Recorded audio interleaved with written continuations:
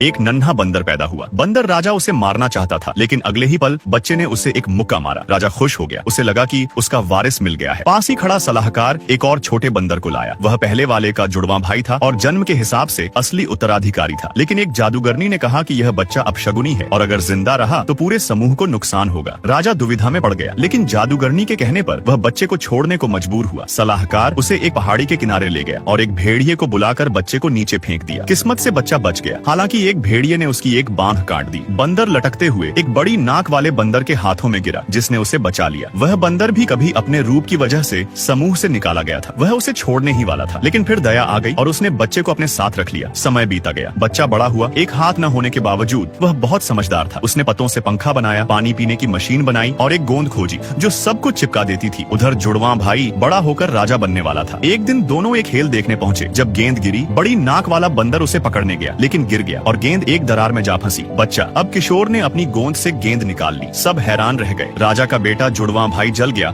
और गुस्से में आ गया। तभी सलाहकार और जादूगरनी को दोनों के पैरों की अंगुलियों में समानता दिखी, जो राजा की पहचान थी। उन्हें शक हुआ कि गिरा हुआ बच्चा अभी जिंदा है। राजा के बेटे ने उस किशोर को पकड़कर राजा के पास लाया, ये सोचकर कि वह गुस्से में आएगा। लेकिन किशोर ने राजा के लिए ताज बनाया, एक पानी की सतह से आईना दिखाया और सिंहासन बनाया। राजा बहुत खुश हुआ। जादूगरनी ने हमला करवाया और अफरा तफरी में राजा पहाड़ी से गिर गया। राजा को मरा समझकर जुड़वा भाई ने किशोर को भी धक्का दे दिया, लेकिन वह फिर से बच गया। इस बार वह धरती पर पहुंचा और वहां इंसानों जैसी चिड़िया शुतुरमुर्ग देखी। खाने के लिए उससे होड़ में वह पहली बार खड़ा हुआ और इंसानों की तरह चला, लेकिन तभी भेड़िए आ गए और वह दौड़ पड़ा। पीछे दौड़ते दौड़ते वह रफ्तार में शुतुरमुर्ग से भी आगे निकल गया। फिर वह एक झुंड में घुस गया और अंत में उसका सामना फिर से बंदर राजा से हुआ, जो अब बहुत कमजोर था। राजा ने अपनी गलती मानी और मरने से पहले दोनों भाइयों से साथ मिलकर काम करने की बात कही। राजा की मौत के बाद उसके बेटे ने परंपरा के अनुसार राजा की लाश खाने की कोशिश की, लेकिन किशोर ने उसे रोका और समझाया। आसमान में बिजली गिरी और सब डर गए। किशोर ने राजा की लाश को पत्थरों से ढक दिया। उसी वक्त बिजली ने पेड़ को आग लगा दी। पहली बार बंदरों ने आग देखी। किशोर ने उस आग से चीजें जलाई, लेकिन बारिश ने बुझा दी। फिर तूफान आया और उसे उड़ा ले गया। वहीं उसकी मुलाकात एक मादा बंदर से हुई। धीरे धीरे दोनों करीब आए और साथ रहने लगे। उन्होंने मिलकर आग का इस्तेमाल सीखा, भेड़ियों को भगाया और खाना पकाना शुरू किया। अब पेड़ पर रहने वाले बंदर उन्हें देखकर प्रभावित हुए और धीरे धीरे जमीन पर आने लगे। एक दिन एक छोटे बंदर ने पेड़ के नीचे एक गुफा में जाकर देखा कि डर का जो माहौल था वह जादूगरनी और पुराने राजा की चाल थी। अब सब सच्चाई जान चुके थे।